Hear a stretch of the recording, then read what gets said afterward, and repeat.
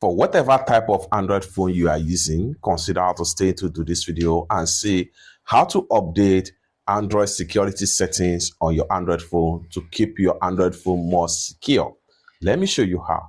The very first thing you want to do is to go ahead and make sure you navigate to settings on your Android phone. Go ahead and click on settings.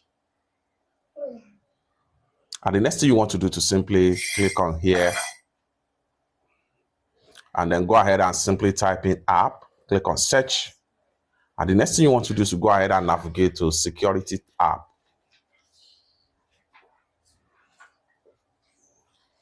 Then here you go. All you have to do is to go ahead and make sure you click on security update right here. And here you go. Your system is up to date, Android 14, blah, blah, blah. All you have to do is to click on check for update right here. Allow the update to run completely and you are done. It's that simple. For more useful tutorial, tips and tricks like this, consider to subscribe. Thank you so much for watching and I hope to see you in my next video.